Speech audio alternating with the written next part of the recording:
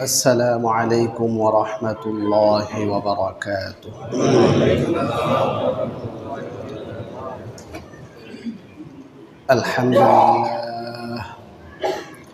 الحمد لله وكفى وسلام على عباده الذين اصطفى. أما بعد فأعوذ بالله من الشيطان الرجيم.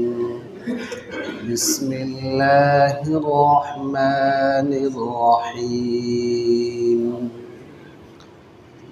يوم لا ينفع مال ولا بنون إلا من أتى الله بقلب سليم. وقال النبي صلى الله عليه وسلم: لا يدخل الجنة من كان في قلبه مثقال ذرة من كبر، أو كما قال عليه الصلاة والسلام. আমরা সকলে অন্তরে অন্তঃস্থল থেকে দুরূদ ইব্রাহিম পাঠ করি।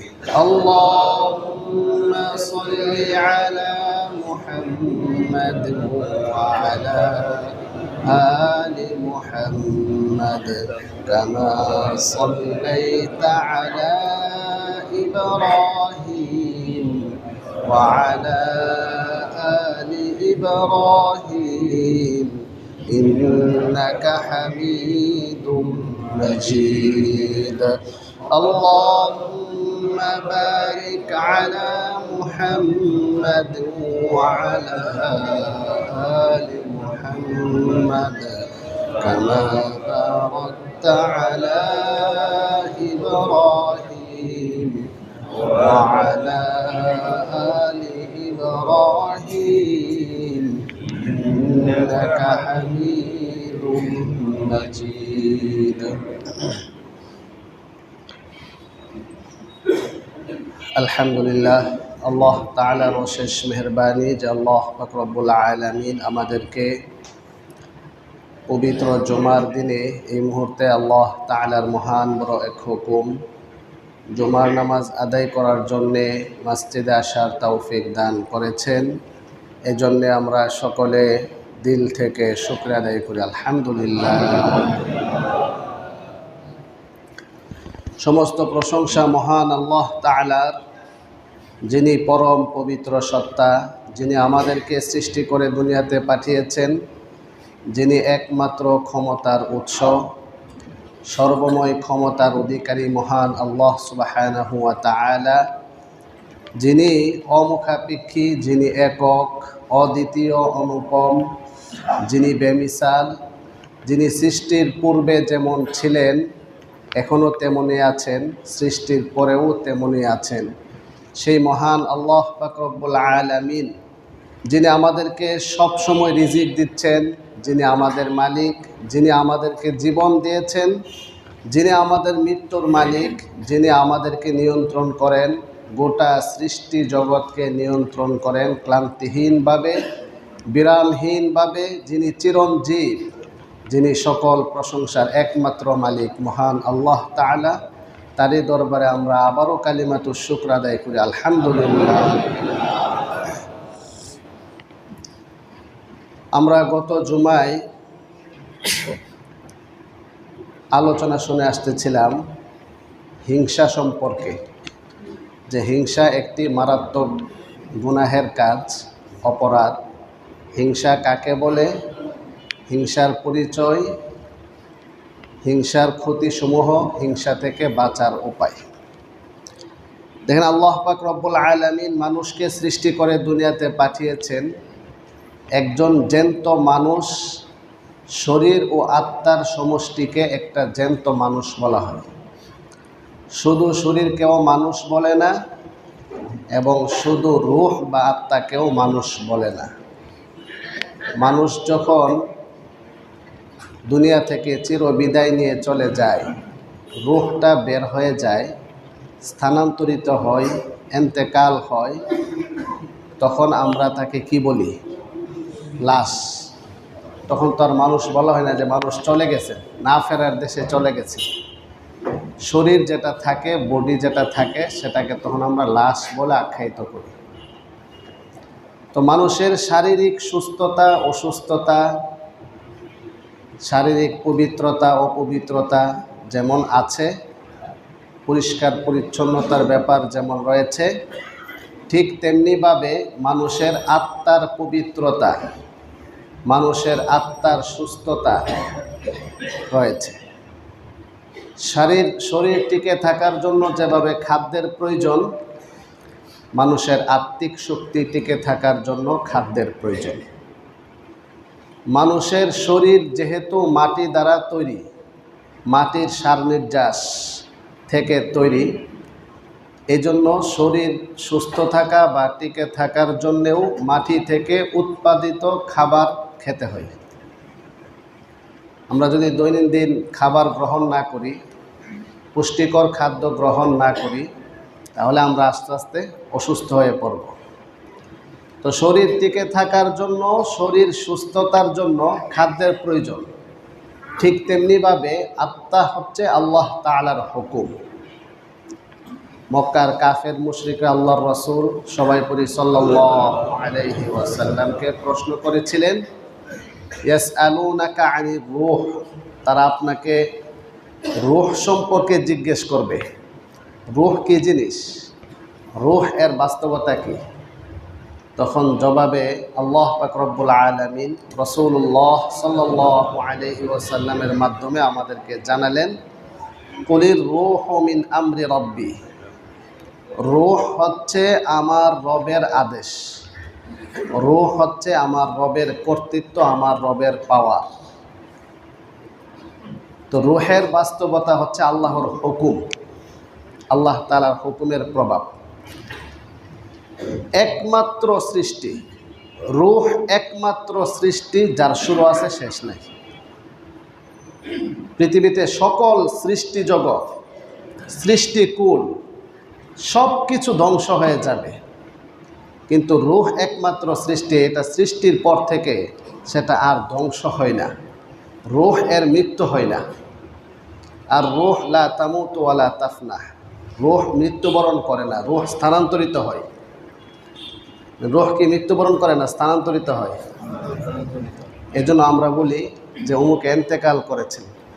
ইন্তেকাল করেছেন মানে কি? ইন্তেকাল মিনাদ দুনিয়া ইলাল আখিরা, দুনিয়া থেকে পরকালমুখী গমন করেছেন, স্থানান্তর হয়েছে। তো সেই রূহ হচ্ছে আল্লাহ তাআলার এমন সৃষ্টি যে এটা আল্লাহ তাআলার হুকুমের দ্বারা সৃষ্টি, কোনো উপাদান নয়। যেহেতু আল্লাহ তাআলার হুকুমের দ্বারা সৃষ্টি, এই জন্য আত্মিক সুস্থতা আর আত্মিক পবিত্রতা, আত্মিক খাদ্য হচ্ছে আল্লাহ তাআলার হুকুম। দেখেন সবাই আমরা সূত্রটা বুঝতে পেরেছি কিনা, যে এই বিষয়টা বিশিষ্ট দার্শনিক একজন আছে, আপনারা অবশ্যই নাম শুনেছেন, মুসলিম দার্শনিক ছিলেন, যার নাম ইমাম গাজ্জালী রাহিমাহুল্লাহ তাআলা। তিনি বিষয়টিকে এমন সুন্দরভাবে উপস্থাপন করেছেন যে মানুষের শরীর যেভাবে মাটি থেকে উৎপাদিত, এই জন্য মাটির সার নির্যাস, বীর্য হচ্ছে মাটির সার নির্যাস, মাটি খাবারের সার নির্যাস, আর খাবার আসছে মাটি থেকে। তো এই জন্য মাটি থেকে উৎপাদিত খাবার খেয়ে আমাদের শরীর সুস্থ থাকে। আর অপর দিক থেকে আত্মা যেহেতু আল্লাহ তাআলার হুকুম, এই জন্য আত্মার খাবার হচ্ছে আল্লাহ তাআলার হুকুম মানা। যে যত পার্সেন্ট আল্লাহ তাআলার হুকুম মানবে, তার আত্মা তত পার্সেন্ট সুস্থ থাকবে। এই জন্য আত্মার পুষ্টিকর খাদ্য রয়েছে, আত্মার vitamin A B C D আছে। শরীরের যেরকমভাবে ভিটামিন, খাদ্য, প্রাণ আছে, পুষ্টিকর খাদ্য খেলে শরীর সুস্থ থাকে, সতেজ থাকে, লাবণ্যতা থাকে, সৌন্দর্যতা প্রকাশ পায়। ফল ফ্রুট, আপেল, মাল্টা, কমলা লেবু, আনার, দুধ, ডিম, শাক সবজি এগুলো খেলে স্বাস্থ্য ভালো থাকে, চেহারা লাবণ্যতা ফুটে ওঠে। তো আত্মার এমন কিছু ভিটামিন আছে যেই ভিটামিন পুষ্টিকর খাদ্য গ্রহণ করলে আত্মার পবিত্রতা, আত্মার সুস্থতা, আত্মার সৌন্দর্যতা বৃদ্ধি পায়। সেগুলো হচ্ছে আল্লাহ তাআলার হুকুম, ফরজ বিধান, ওয়াজিব বিধান। কিছু এক্সট্রা খাদ্য আছে পুষ্টিকর, যেমন কোরআনে কারীম তিলাওয়াত করা। হাদিস শরীফে স্পষ্ট আসছে, তিলাওয়াতুল কোরআন কামাসালিল উতরুজ্জা। উতরুজ্জা মানে হচ্ছে কমলা লেবু। তো কমলা লেবু, মালটা, টক জাতীয় ফল খেলে শরীর ভিটামিন পায়। তো কোরআনে কারীম তেলাওয়াত করলে আত্মা ভিটামিন পায়। তাহলে বলেন আত্মার খাদ্য একটা হচ্ছে কি? কোরআনে কারীম তেলাওয়াত। এই জন্য হাদিস শরীফে রাসূল কারীম সাল্লাল্লাহু আলাইহি ওয়াসাল্লাম বলেন, ইন্না হাযিহিল কুলুবা তাসদাউ কামা ইয়াসদাউল হাদিদু ইযা আসাবাহুল মা। কিলা ইয়া রাসূলাল্লাহ ওয়া মা জিলাউহা? ক্বালা কাসরাতু যিকরিল মাউত ওয়া তিলাওয়াতুল কোরআন। রাসূল বলেন, নিশ্চয়ই মানুষের অন্তরগুলো ময়লাযুক্ত হয়, মরিচিকা পড়ে, জং ধরে যায়। পানিতে লোহা থাকলে লোহার মধ্যে যেভাবে মরিচা বা জং ধরে যায়, তো গুনাহের দ্বারা মানুষের অন্তর সেইভাবে মরিচা পড়ে যায়, জং ধরে যায়, ময়লাযুক্ত হয়ে যায়, ভাইরাসে আক্রান্ত হয়। সাহাবায়ে কেরাম জিজ্ঞাসা করলেন, ওমা জিলাউহা ইয়া রাসূলুল্লাহ, ওগো আল্লাহর রাসূল, সেই ময়লা পরিষ্কার করার মাধ্যম কি? জবাবে রাসূল কারীম সাল্লাল্লাহু আলাইহি ওয়াসাল্লাম বলেন, কাসরাতু যিকরিল মাউত, বেশি বেশি মৃত্যুর কথা স্মরণ করা, ওয়া তিলাওয়াতুল কোরআন, কোরআনে কারীম তিলাওয়াত করা। যেমন কোরআনে কারীম তিলাওয়াতের মাধ্যমে আত্মার ময়লা পরিষ্কার হয়। কোরআনে কারীম তিলাওয়াতের মাধ্যমে হৃদয়ের তালা খুলে যায়। কোরআনে কারীম তিলাওয়াতের মাধ্যমে আত্মার প্রশস্ততা, পবিত্রতা, সৌন্দর্যতা বৃদ্ধি পায়। তাহলে আমরা কি বুঝলাম? আত্মার খাদ্য আছে। আত্মার খাদ্য কি? আল্লাহ তাআলার হুকুম।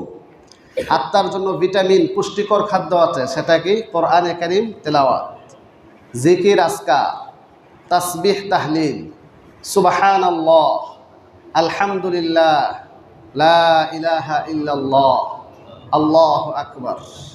এগুলো হচ্ছে কি? আত্মার পুষ্টিকর খাদ্য। কেমন পুষ্টিকর খাদ্য, কেমন ভিটামিন, এত বেশি পরিমাণে ভিটামিন, সেটাকে বোঝানোর জন্য রাসূল কারীম সাল্লাল্লাহু আলাইহি ওয়াসাল্লাম হাদিস শরীফে ফজিলত বর্ণনা করেছেন। কি বলেছেন? রাসূল বলেন, মান সাব্বাহাল্লাহা মিআতান বিল গাদাতি ওয়া মিআতান বিল আশিয়্যি। যে ব্যক্তি সকাল সন্ধ্যায় 100 বার তাসবিহ পাঠ করবে, অর্থাৎ সুবহানাল্লাহ 100 বার পাঠ করবে, রাসূল বলেন 100 হজের সমপরিমাণ সওয়াব দান করা হবে।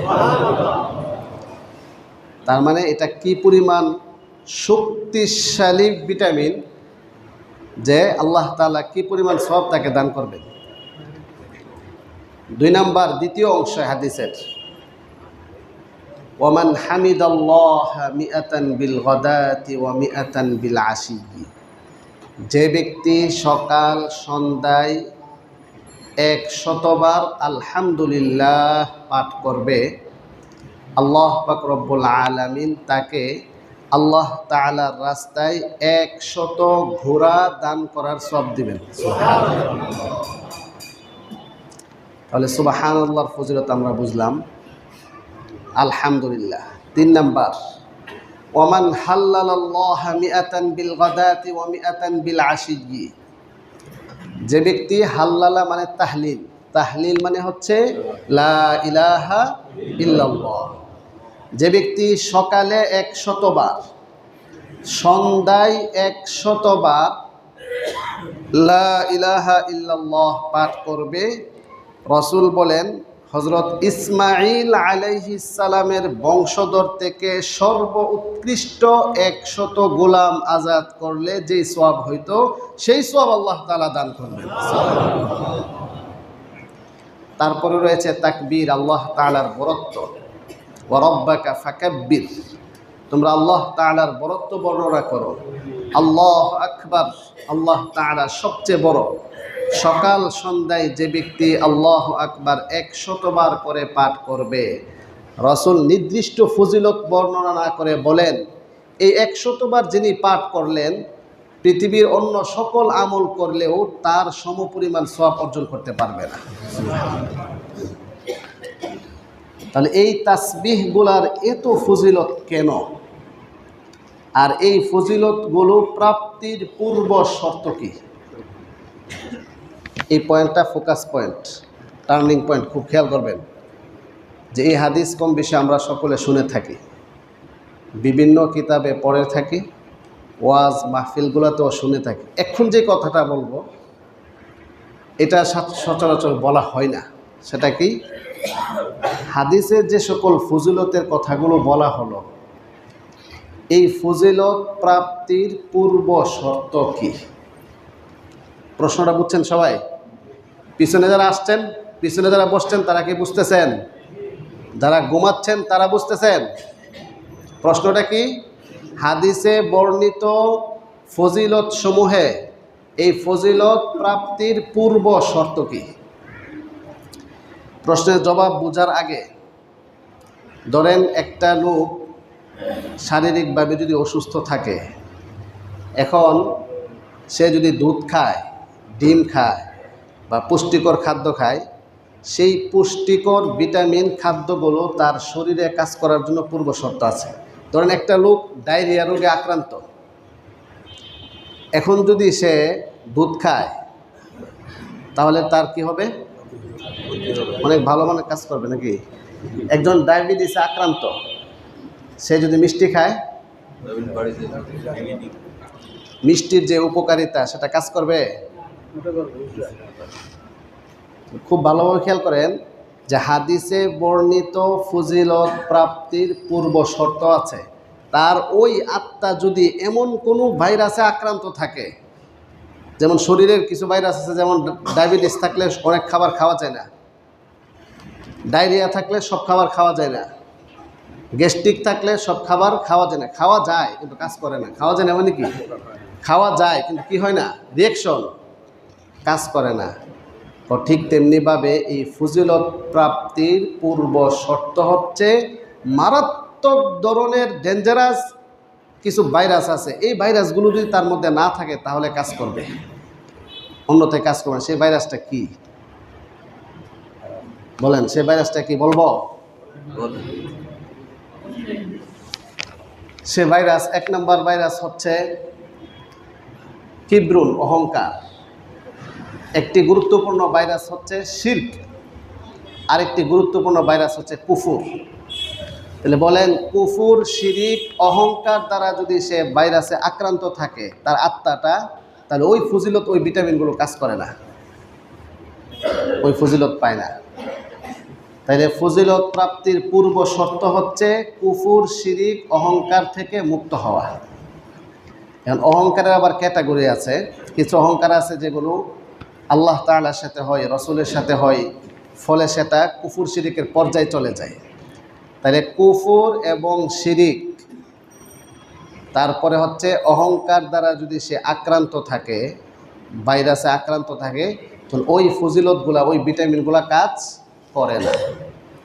পৃথিবীতে যত ভালো কাজ আছে, সেই ভালো কাজগুলো সওয়াবে রূপান্তরিত হওয়ার জন্যে 3টা শর্ত। আমি আবার বলছি, পৃথিবীতে যত ভালো কাজ আছে, মানব সেবামূলক, জনকল্যাণমূলক, যত কাজ আছে, এই কাজগুলো আল্লাহ তাআলার নিকট নেক আমল হওয়ার জন্য 3টা শর্ত। কয়টা শর্ত বলেন? কয়টা শর্ত? 3টা শর্ত। 1, ঈমান থাকতে হবে। 1 নাম্বার কি? এটা ফাউন্ডেশন। ইন্নাল ইনসানা লাফি খুসর, সমস্ত মানুষ ক্ষতিগ্রস্ত। সূরাতুল আসর আল্লাহ তাআলা কসম খেয়ে বলেছেন যে আল্লাহ তাআলা আমাদেরকে সৃষ্টি করেছেন, সেই মহান আল্লাহ তাআলা শপথ করে জোরালোভাবে কসম খেয়ে বলছেন, ওয়াল আসরি ইন্নাল ইনসানা লাফি খুসরি, যে নিশ্চয়ই সমস্ত মানুষ ক্ষতিগ্রস্ততার মধ্যে আছে, ইল্লা তবে আল্লাযীনা আমানু, যারা ঈমান এনেছে। তাহলে ঈমান হচ্ছে কি? পূর্ব শর্ত। 2 নাম্বার, ভালো কাজ, নেক কাজ আল্লাহ তাআলার কাছে ভালো হওয়ার জন্যে, কবুল হওয়ার জন্যে, গ্রহণযোগ্যতা লাভ করার জন্যে দ্বিতীয় শর্ত আল ইখলাস, একনিষ্ঠতা। কাজটা আল্লাহর জন্য হইতে হবে, রিয়া মুক্ত হইতে হবে, লৌকিকতা মুক্ত হইতে হবে, লোক দেখানো না হইতে হবে, তখন সেটা আল্লাহ তাআলার কাছে আমল হিসাবে গ্রহণযোগ্য হবে। 3 নাম্বার, সুন্নত তরিকায় হইতে হবে, রাসূল করিম সাল্লাল্লাহু আলাইহি ওয়াসাল্লামের বাতানো পদ্ধতিতে হইতে হবে, তাহলে সেই ভালো কাজটা আল্লাহ তাআলার কাছে নেক আমল হিসাবে গ্রহণযোগ্য হবে। আকীদা অশুদ্ধ, মাসালা অশুদ্ধ, সঠিক মাসালা যেভাবে শরীয়তের বর্ণনা সেভাবে হয় নাই, তাহলে 3 নাম্বার ফজিলতরা তার জন্য আসবে না। ফজিলত আসার আগে আকীদা সহিহ হইতে হবে, ফজিলত প্রাপ্তির পূর্বে মাসআলা ঠিক থাকতে হবে, তাহলে ফজিলত ভিটামিন, যেটা আত্মার ভিটামিন হওয়ার কথা ছিল, সুস্থতা হওয়ার কথা ছিল, পবিত্র হওয়ার কথা ছিল, সতেজ হওয়ার কথা ছিল, সেটা হবে। তো আল্লাহ পাক রব্বুল আলামিন আমাদের সবাইকে প্রতিটি কাজের ক্ষেত্রে ঈমান, ইখলাস, সুন্নত দান করুন, আমিন। তাহলে আমরা এতক্ষণ আলোচনার মাধ্যমে বুঝতে পারলাম পবিত্রতা 2 প্রকার। বলেন, পবিত্রতা কত প্রকার? 2 প্রকার। শারীরিক পবিত্রতা, আত্মিক পবিত্রতা। সুস্থতা 2 প্রকার, শারীরিক সুস্থতা, আত্মিক সুস্থতা। সৌন্দর্যতা 2 প্রকার, শারীরিক সৌন্দর্য, আত্মিক সৌন্দর্য। পোশাক 2 প্রকার, শরীরের পোশাক, আত্মার পোশাক। বলেন, শরীরের পোশাক, আত্মার পোশাক। শরীরের পোশাক যদি খুলে ফেলে মানুষ লজ্জায় নিমজ্জিত হয়ে যাবে, ঠিক না? পোশাকের আবার অনেক ক্যাটাগরি আছে, মৌলিক পোশাক, আনুষঙ্গিক পোশাক, সোয়েটার, রুমাল, এক্সট্রা পোশাক, এমন আছে। তো আত্মারও এমন রয়েছে, মৌলিক পোশাক, এরপরের পোশাক, তারপরের পোশাক। আত্মার একটি মৌলিক পোশাক হচ্ছে তাকওয়া। ওয়ালিবাসুত তাকওয়া যালিকা খায়র। তাহলে তাকওয়া হচ্ছে আত্মার পোশাক। তাকওয়া নাই, তাহলে আত্মার মধ্যে কি নাই? পোশাক নাই। শরীরের মধ্যে কাপড় না থাকলে শরীর যেমন হওয়ার কথা, ও আত্মার পোশাক তাকওয়া না থাকলে আত্মার ওই অবস্থা হওয়ার কথা। তো আল্লাহ পাক রব্বুল আলামিন আমাদের সবাইকে শারীরিক পোশাক পরিধান করার পাশাপাশি আত্মিক পোশাক পরিধান করার তৌফিক দান করুন। তাহলে শারীরিক পবিত্রতা, আত্মিক পবিত্রতা। ওযু করলাম, গোসল করলাম, গোসলের মাধ্যমে শারীরিক পবিত্রতা অর্জন হয়, ওযুর মাধ্যমে শারীরিক পবিত্রতা অর্জন হয়, ঠিক না? তো আত্মিক পবিত্রতা রয়েছে। কারণ আত্মিক পবিত্রতা, শিরিকের দ্বারা আত্মা অপবিত্র হয়ে যায়। বলে, শিরিকের দ্বারা আত্মা কি হয়? অপবিত্র হয়ে যায়। কুফুরের দ্বারা আত্মা অপবিত্র হয়ে যায়। অহংকারের দ্বারা আত্মা অসুস্থ হয়ে যায়। বলেন, অহংকারের দ্বারা আত্মা কি হয়ে যায়? অসুস্থ হয়ে যায়। হিংসা দ্বারা আত্মা কি হয়ে যায়? অসুস্থ হয়ে যায়। লোভ লালসা দ্বারা আত্মা কি হয়ে যায়? অসুস্থ হয়ে যায়। তাহলে আত্মার সুস্থতার জন্য অহংকার বর্জন করা। তো আমরা আজকে অল্প সময় বাকি আছে, এই অল্প সময়ে আত্মার সুস্থতাই হচ্ছে মৌলিক বিষয়। আল্লাহ পাক রব্বুল আলামিন যে আয়াত আমি আপনাদের সামনে তেলাওয়াত করেছি, সে আয়াত আল্লাহ তাআলা বলেন, ইয়াউমা লা ইয়ানফাউ মালু ওয়ালা বানুন ইল্লা মান আতাল্লাহা বিকলবিন সালিম। স্মরণ করুন ওই সময়ের বিভীষিকাময় কঠিন পরিস্থিতির কথা, যেই দিন ধন সম্পদ কোনো কাজে আসবে না, যেই দিন সন্তান সন্ততি কোনো কাজে আসবে না, কাজে আসবে একমাত্র কলবে সালিম। কলবে সালিম মানে সুস্থ হৃদয়। কলবে সালিম কি অসুস্থ না সুস্থ? তো কলবুন সালিমুন এর বিপরীত হচ্ছে কলবুন সাকিম। সাকিম মানে হচ্ছে অসুস্থ, মারিদ। তো কলবুন সালিমুন, সালামাতুন মানে হচ্ছে নিরাপদে থাকা। তো সালিমুম মিনাল কুফরি ওয়াল শিরকি ওয়াল কিবরি ওয়াল হাসাদি ওয়াল বুগদি, যে অন্তরটা যদি ফ্রেশ হয় কুফুর থেকে, শিরিক থেকে, অহংকার থেকে, হিংসা থেকে, তাহলেই কলব সালিম হয়, সুস্থ হৃদয় হয়। তাহলে হৃদয়ের অসুস্থতা অহংকার থাকা, অহংকার না থাকা হৃদয়ের সুস্থতা। দুনিয়ার মোহাব্বত আকর্ষণ হৃদয়ে থাকা সমান সমান হৃদয়ের অসুস্থতা। দুনিয়ার মোহ, দুনিয়ার আসক্তি, সম্পদের আসক্তি, সম্পদের লোভ লালসা, এগুলো দ্বারা অন্তর সুস্থ হয় না অসুস্থ হয়? অসুস্থ হয়ে যায়। তো অন্তরের মধ্যে যে সকল ডেঞ্জারাস ভাইরাস আছে, এর মধ্যে একটা ভাইরাসের নাম হচ্ছে কিব্রুন। কোরআনে কারিমে 8টি শব্দ দিয়ে তাকে পেশ করা হয়েছে। একটি শব্দ পেশ করা হয়েছে ইস্তিকবার, আরেকটি শব্দ হচ্ছে তাকাব্বুর। তাকাব্বুর মানে অহংকার। আবা ওয়াস্তাকবারা, শয়তান অস্বীকার করেছিল এবং দাম্ভিকতা প্রকাশ করেছিল।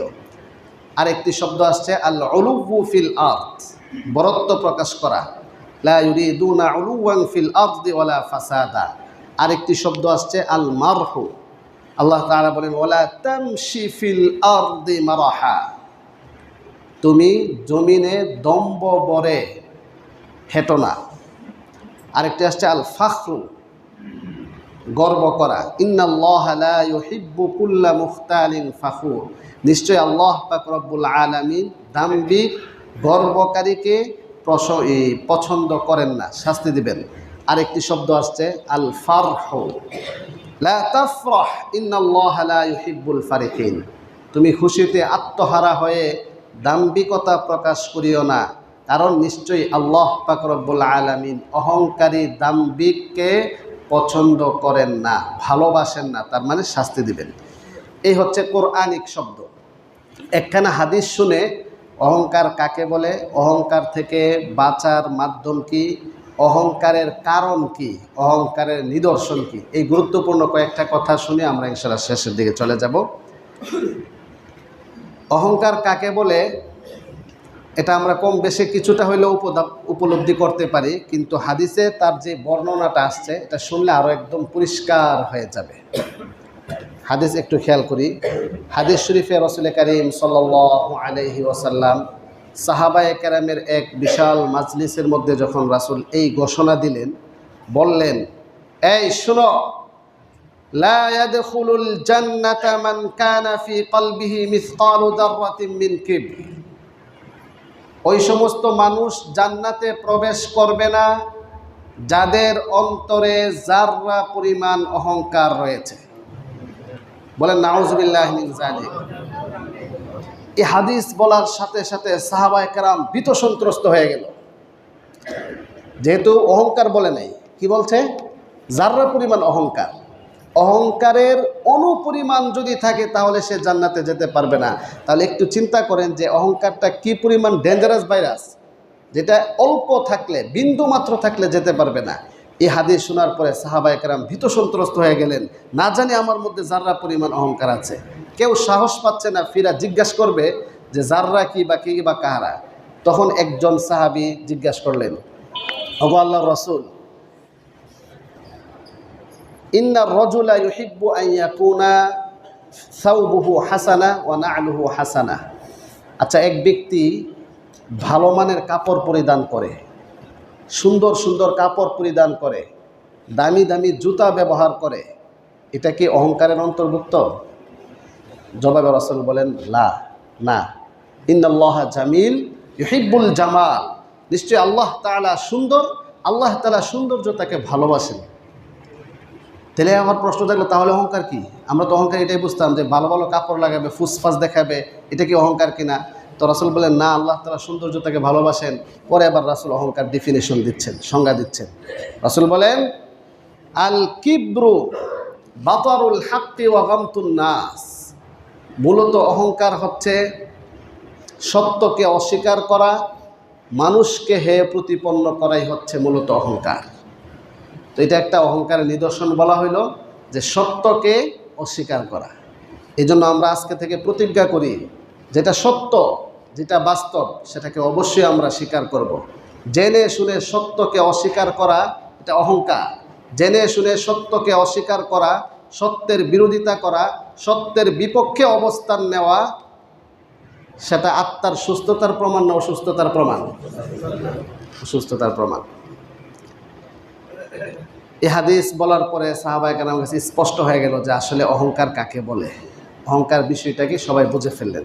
তাহলে আমরা অহংকারের ডেফিনেশন পেলাম। অহংকার সম্পর্কে কোরআনে কারিমে অনেকগুলো আয়াত রয়েছে। অহংকারের কারণ, কেন অহংকার আসে? পৃথিবীতে আসমানের মধ্যে সর্বপ্রথম অহংকার প্রদর্শন করেছিলেন ইবলিস। কে অহংকার প্রদর্শন করেছিলেন? ইবলিস অহংকার প্রদর্শন করেছে। সেটা একটা লম্বা ইতিহাস। তাহলে অহংকারের নিদর্শন আছে কিছু। 1 নাম্বার, দম্ভ বলে সত্যকে প্রত্যাখ্যান করা। 2 নাম্বার, নিজেকে সর্বদা অন্যের চাইতে বড় মনে করা, নিজেকে অভাব মুক্ত মনে করা, লোকদের কাছে বড়ত্ব জাহির করা ও নিজের ত্রুটি ঢেকে রাখা, অন্যকে নিজের তুলনায় ছোট বাবা ঘৃণা করা, মানুষের সাথে অসৎ ব্যবহার করা, তাদের প্রতি কঠোর হয়ে তাদেরকে গালিগালাজ করা, এগুলো হচ্ছে অহংকারের নিদর্শন। আল্লাহ তাআলা আমাদের সবাইকে এগুলো থেকে বেঁচে থাকার তৌফিক দান করুন। অহংকারের কারণ, 1 নাম্বার, ভালোর প্রতি হিংসা। এটা অহংকারের একটি কারণ। অন্যের কল্যাণ দেখে জ্বালা যন্ত্রণা হওয়া। 2 নাম্বার, কোরআনে কারিমে যে বিষয়টা ফোকাস করেছেন, অহংকারের কারণ হিসেবে উল্লেখ করেছেন, সেটা হচ্ছে সম্পদের আধিক্যতা, সম্পদের অপব্যবহার, ক্ষমতার অপব্যবহার অহংকারের একটি মূল কারণ। আমরা সবাই একটা কথা শুনে থাকি, অহংকার পতনের মূল। অহংকার পতনের মূল। কেন অহংকার পতনের মূল হলো? কেন? তার আত্মা অসুস্থ হয়ে যায়, আত্মা ভাইরাসে আক্রান্ত হয়ে যায়। আর সেগুলোর কারণ হিসাবে কোরআন কি উল্লেখ করলেন? 1 নাম্বার, সম্পদের আধিক্যতা। কোরআনে কারিমে অহংকারী ব্যক্তিদের নামের যে তালিকা আসছে, তার মধ্যে একজন নাম হচ্ছে কারুন। ইন্না কারুনা কানা মিন কওমি মূসা। মূসা আলাইহিস সালাম সম্প্রদায়ের একজন ব্যক্তির নাম ছিল। একজন ব্যক্তি বলতে প্রচুর পরিমাণে সম্পদশালী ব্যক্তির নাম ছিল কারুন। নর্মাল কোনো ব্যক্তির নাম ছিল নাকি প্রচুর পরিমাণে সম্পদ? তার সম্পদের বর্ণনা দিতে গেলে সময় অনেক কম। সে একজন মালের আধিক্যতা, সম্পদের আধিক্যতার কারণে মানুষের প্রতি হেয় প্রতিপন্ন করা, মানুষকে ঘৃণা করার কারণে তার সম্পদ সর্বশেষ আল্লাহ তাআলা ধ্বংস করেছেন। কোরআনে কারিমে দরবে মিসাল, উপমা হিসাবে, উদাহরণ হিসাবে তার নাম উল্লেখ করেছেন। হাদিসে এরশাদ করেছেন, যারাই এরকম অহংকার প্রদর্শন করবে তাদের হাসর নাসর হবে মা কারুন ওয়া হামান, কারুন এবং হামানের সাথে। সবাই একবার পড়েন নাউযুবিল্লাহি মিন যালিক। 2 নাম্বার হচ্ছে তাকওয়াবিহীন ইলম, জ্ঞান অর্জন। তাকওয়া ছাড়া, ইখলাস ছাড়া যদি জ্ঞান অর্জন করা হয়, তাহলে অহংকার প্রকাশ পায়। সর্বক্ষেত্রে নিজের দুর্বলতা, সর্বক্ষেত্রে নিজেকে ছোট মনে করে ভাব প্রকাশ করা, সেটা হচ্ছে অহংকার থেকে বাঁচার একটি গুরুত্বপূর্ণ মাধ্যম। এজন্য হাদিস শরীফে তাসবিহ পাঠের নির্দেশনা আসছে। গুরুত্বপূর্ণ একটি তথ্য দেওয়া হচ্ছে, কোরআনে কারিমে যত জায়গায় আল্লাহ তাআলা নির্দেশনা দিয়েছেন তোমরা তাসবিহ পাঠ করো, দেখবেন সেই নির্দেশনাটা আসছে সকাল সন্ধ্যার কথায়। কখন? সকাল এবং সন্ধ্যায়। ইয়া আইয়ুহাল্লাযীনা আমানু উযকুরুল্লাহা যিকরান কাসীরা, তোমরা আল্লাহ তাআলার বেশি বেশি জিকির করো। ওয়াসাব্বিহুহু বুকরাতান ওয়া আসীলা, তোমরা আল্লাহ তাআলার পবিত্রতা বর্ণনা করো সকাল সন্ধ্যায়। অন্য জায়গায় আসছে ক্বাবলা তুলুইশ শামসি ওয়া ক্বাবলা গুরুবিহা, সকাল সন্ধ্যায়। তো মুফাসসিরিনে কেরাম একটি হিকমা, একটি রহস্য বর্ণনা করেছেন যে আল্লাহ তাআলা কোরআনে কারিমে সকাল সন্ধ্যায় পবিত্রতা বর্ণনার বিষয়টি আনছেন। কেন? জিকিরের ক্ষেত্রে ব্যাপকভাবে বলেছেন, কিন্তু তাসবিহ পাঠের ক্ষেত্রে সকাল সন্ধ্যা কেন বললেন? এর রহস্য হিসাবে বর্ণনা করা হয়, সকালবেলা যখন সূর্য ওঠে, সূর্যের আলোর তাপমাত্রা হালকা থাকে, দুর্বল। আবার যখন সূর্য মাঝখানে আসে খুব তেজ, সেটা যখন আবার ডুবে যায়, অস্তে যায়, তখন কি থাকে? দুর্বল। তাহলে সূর্য উদয়ের সূচনা দুর্বলতা, সূর্য অস্ত যাওয়ার শেষ প্রান্তে যখন থাকে তখনও কি? দুর্বলতা। আল্লাহ তাআলা আমাদেরকে কথা বোঝাতে চাচ্ছেন, মানুষ যেন এই সকাল আর সন্ধ্যায় সূর্যের যেরকম দুর্বলতা প্রকাশ, আবার সবল হয়ে আবার শেষে যখন নিস্তেজ প্রকাশ, ও মানুষের জীবনটাও এমন, মানুষের জীবনের সূচনাটা দুর্বলতা। বলেন, ছোট্ট একটা বাচ্চা কিচ্ছু বলতে পারে না, কথা বলতে পারে না, শুধু কান্নাকাটি, আস্তে আস্তে আস্তে আস্তে কথা বলা শিখে, আস্তে আস্তে শক্তি প্রাপ্ত হয়, আস্তে আস্তে মেধা বিকাশ পায়। দেখেন, সূর্য উদয় অস্তর সাথে মানুষের জীবনের উদয় অস্ত। মানুষ যেরকমভাবে শুরুতে দুর্বল থাকে, মাঝখানে যৌবনকালে শক্তি থাকে, এরপরে আস্তে আস্তে আবার যখন বৃদ্ধকাল আসে তখন আবার দুর্বল। তো ঠিক এরকমভাবে সকাল সন্ধ্যার বিষয়টি মাথায় রেখে নিজের দুর্বলতার স্বীকৃতি দেওয়া, তখনই পবিত্রতার বর্ণনার বাস্তবতার সাথে সামঞ্জস্যপূর্ণ হবে। এজন্য আমরা যারা সকাল সন্ধ্যায় আল্লাহ তাআলার তাসবিহ পাঠ করি, সুবহানাল্লাহ বলি, তখন এই কথাটা মাথায় রাখবো যে সকালের সূচনা হয়েছে, আমার জীবনের সূচনা হয়েছিল দুর্বলতা দিয়ে, আবার জীবনের শেষ হবে দুর্বলতা দিয়ে। মাঝখানে যে আল্লাহ পাক রব্বুল আলামিন আমাকে এত শক্তি দান করলেন, সেটা আল্লাহ তাআলার পক্ষ থেকে পরীক্ষা। তাই তো রাসূল বলেন, আকসিরুদ দুআ ফির রাখা, তোমরা আল্লাহ তাআলার কাছে স্বাচ্ছন্দ্য সুখে যখন থাকো, সুস্থ যখন থাকো, তখন তোমরা আল্লাহ তাআলার কাছে বেশি দোয়া করো। তো যারা সুস্থ থাকা অবস্থায় আল্লাহ তাআলার হুকুম যত বেশি মানে, অসুস্থ অবস্থায় তাদের দোয়া তত বেশি দ্রুত কবুল হয়।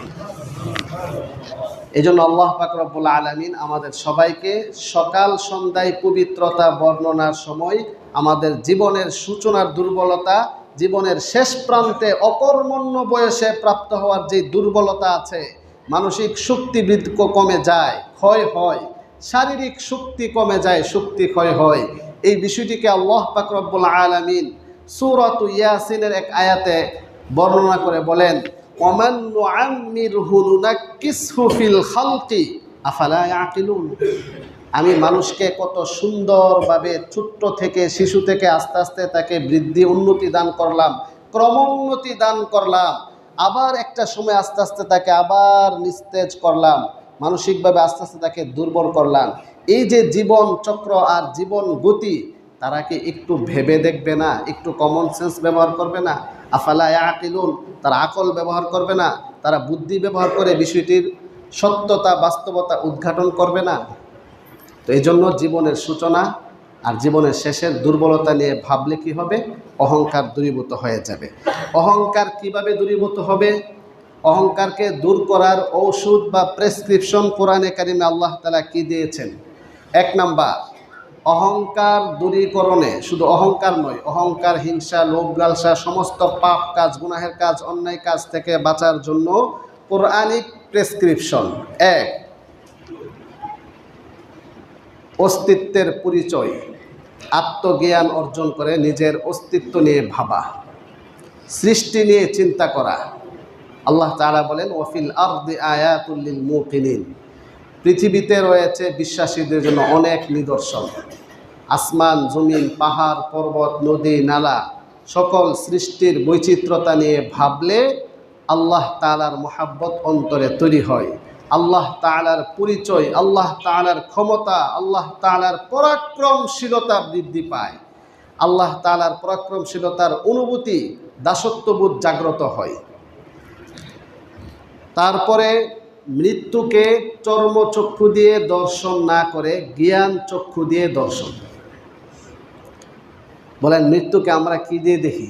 চর্মচক্ষু দিয়ে দেখি, কিন্তু সেখানে আরেকটা চক্ষু আছে, সেটা হলো জ্ঞান চক্ষু। যে আল্লাহ তাআলা মৃত্যু সম্পর্কে কি সংবাদ দিয়েছেন।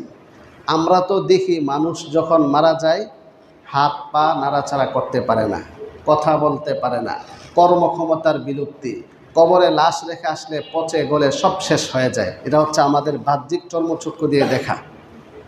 কিন্তু হাদিস শরীফে রাসূল করিম সাল্লাল্লাহু আলাইহি ওয়াসাল্লাম বলেন, তোমরা যখন মৃত লাশের সামনে তোমরা কান্নাকাটি করিও না। তোমরা যখন লাশকে গোসল করাতে যাও তখন আস্তে আস্তে তাকে গোসল করাও। কেন? সে তো মারা গেল?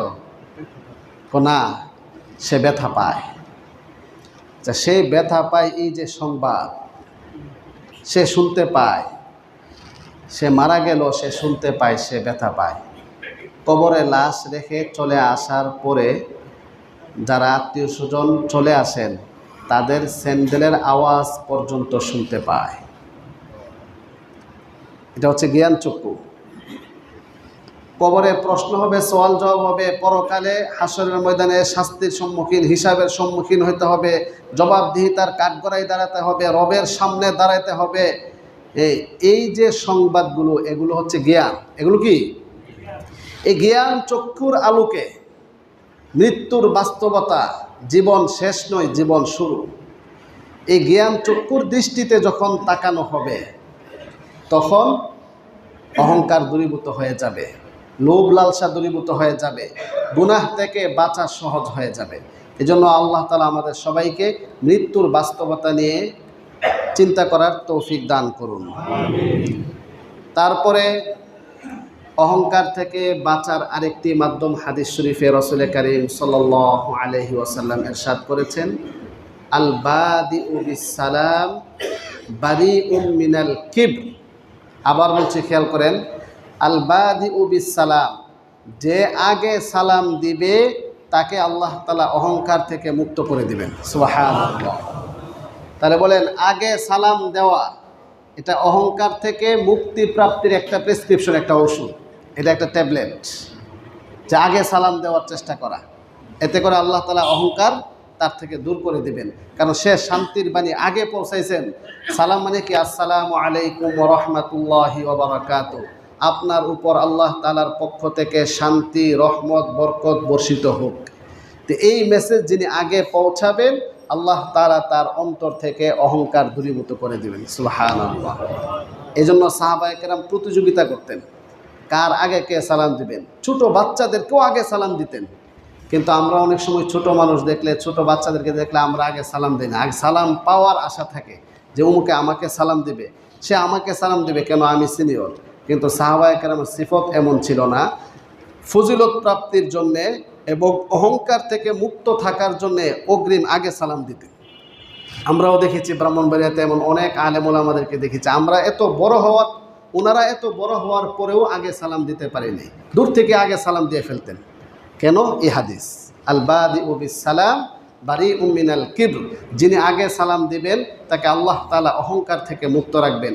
আল্লাহ পাক রব্বুল আলামিন আমাদের সবাইকে বেশি বেশি সালামের প্রচার প্রসার এবং আগে আগে সালাম দেওয়া, সৃষ্টি নিয়ে চিন্তা করা, মৃত্যুর বাস্তবতা উপলব্ধি করা, দুনিয়া ছেড়ে চলে যেতে হবে, দুনিয়ার হাকিকত, তাৎপর্য, দুনিয়া একটা ধোঁকাপূর্ণ জায়গা, দুইটা চক্ষু বন্ধ হলে শেষ, এই কথার উপলব্ধি জাগ্রত করার তৌফিক আল্লাহ তাআলা সবাইকে দান করুন।